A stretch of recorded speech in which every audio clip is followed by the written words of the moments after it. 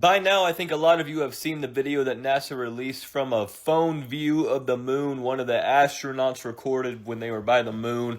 They're trying to make it more believable, guys. I mean, they are trying their hardest to make it more believable. They're trying their hardest to get people to believe it because a lot of people are actually smart and have a brain and realize that this whole thing is fake. Okay, you know, people actually have common sense, like me and a lot of other people have common sense, and we don't fall for the government's lies. We don't fall for NASA's lies. We don't fall for that. We know the truth.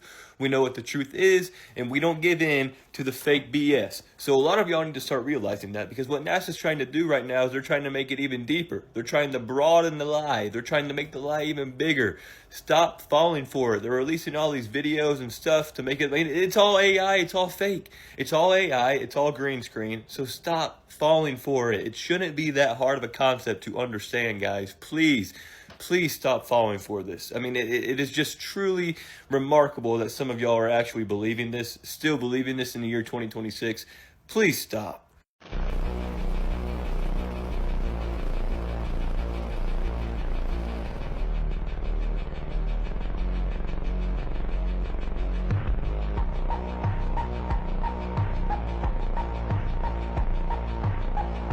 Control shifts from the ground launch sequencer to the rocket. I'm up at T-minus 33 seconds. These people sure do love that number every single time.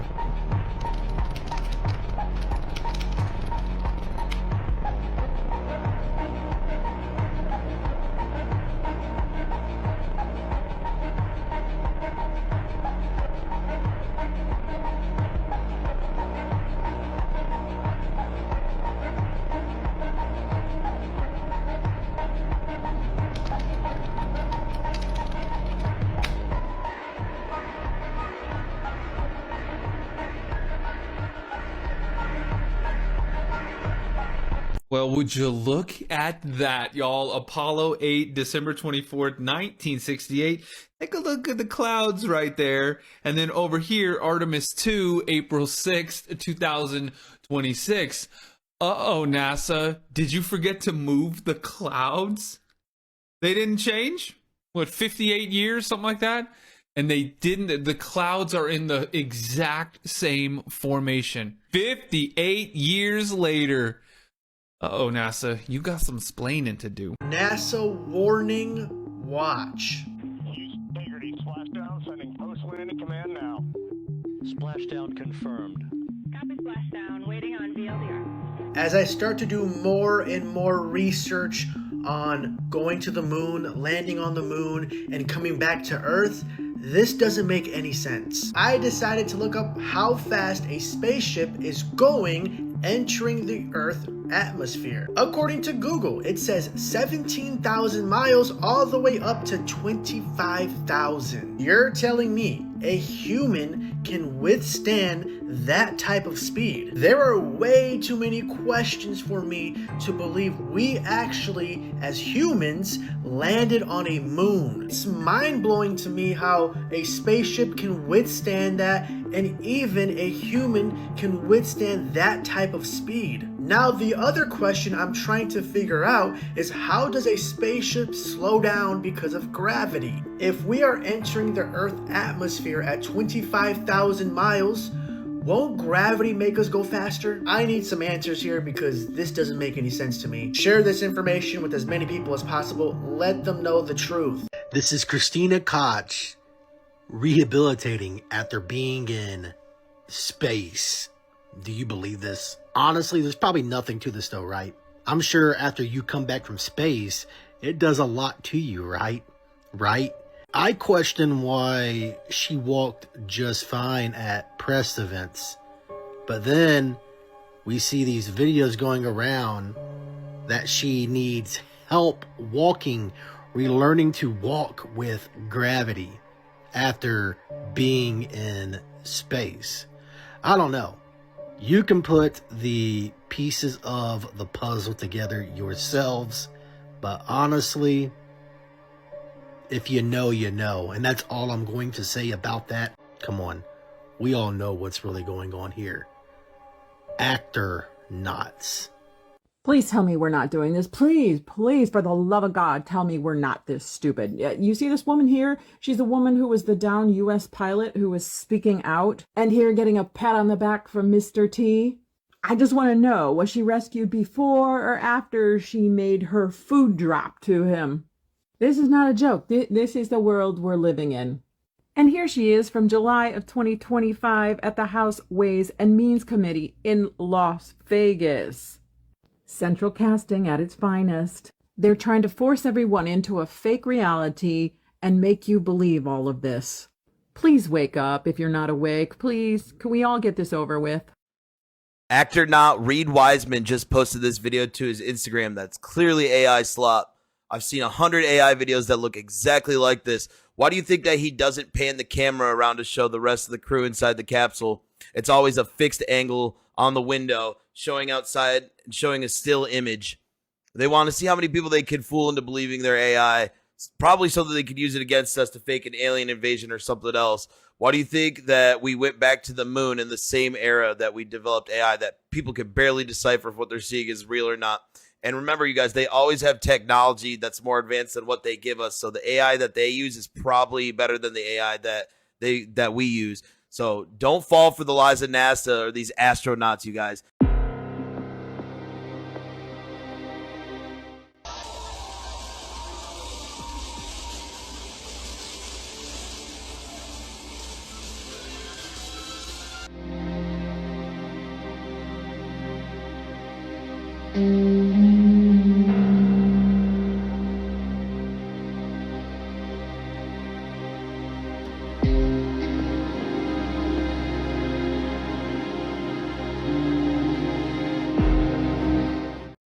And again, you failed to answer my question.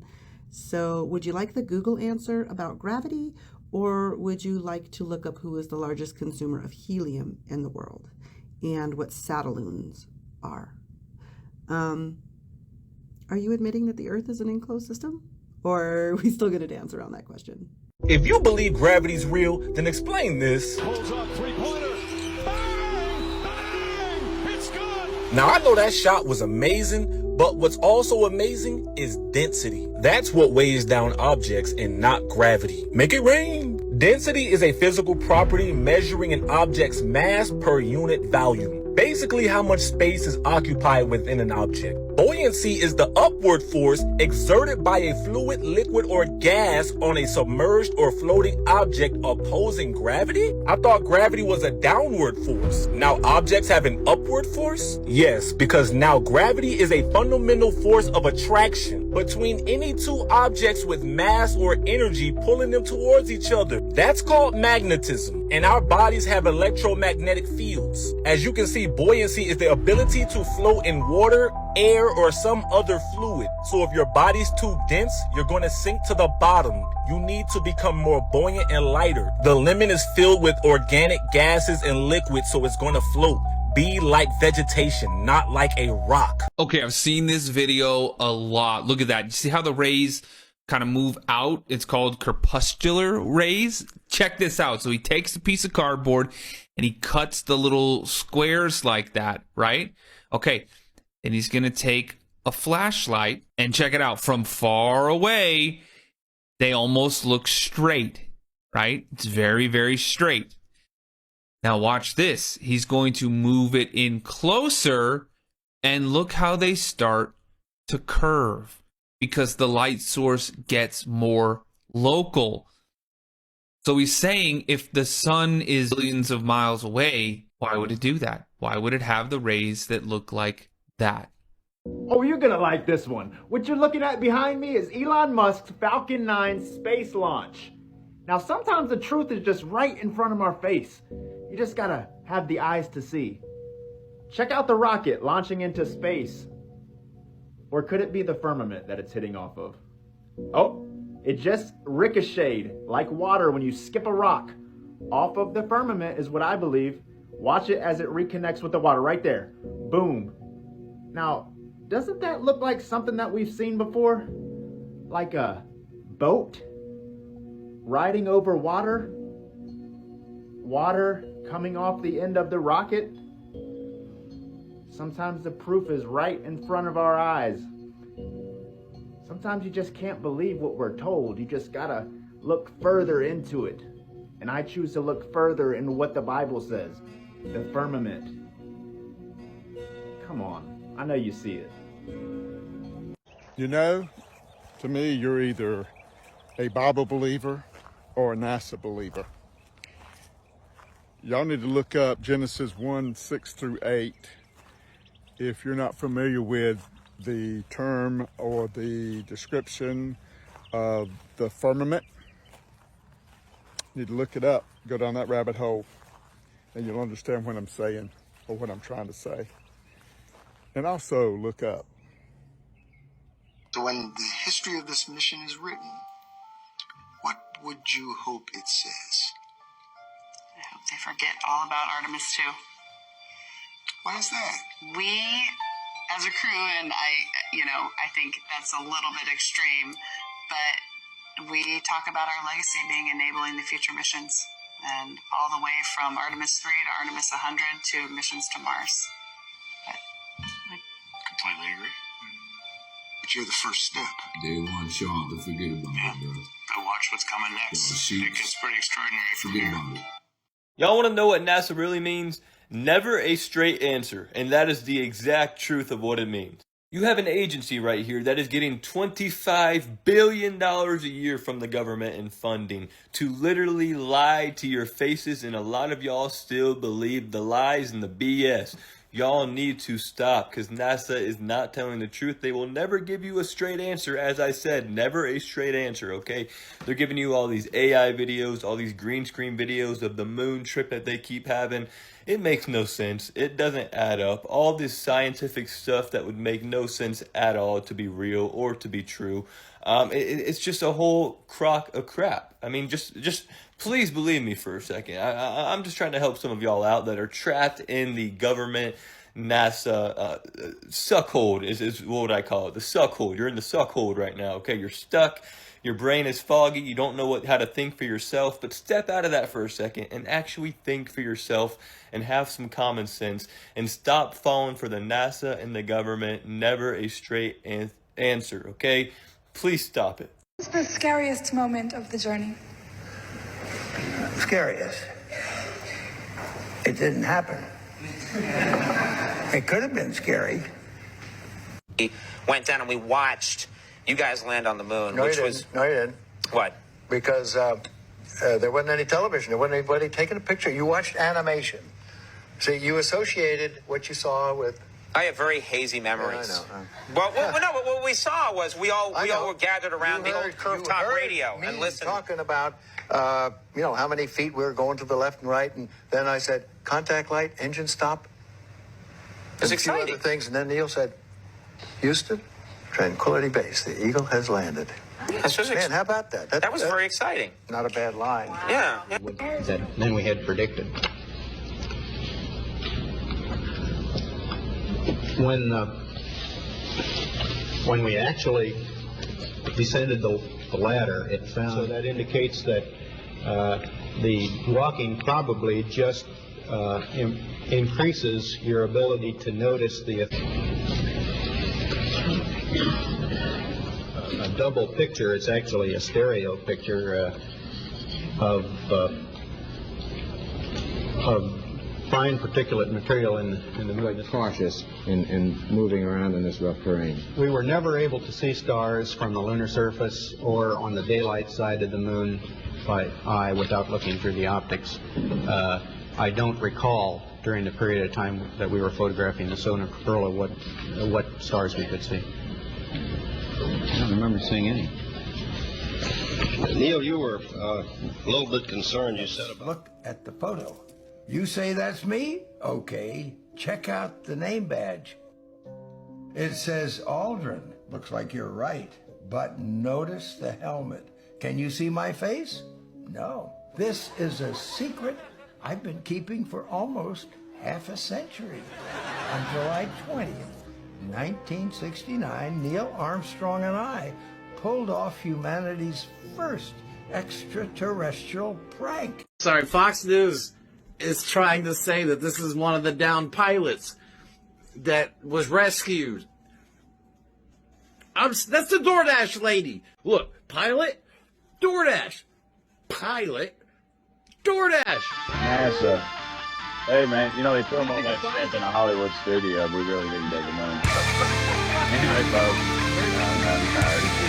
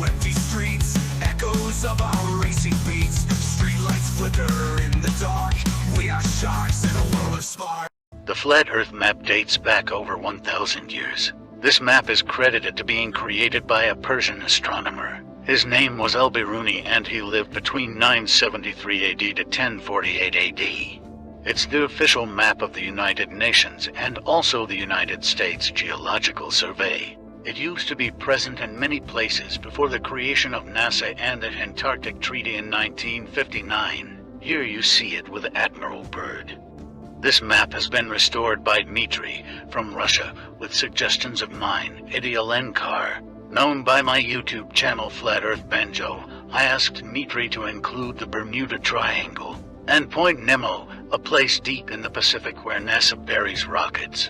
Then Robert Tozzi, a professional mapmaker, came along and enhanced the map even more.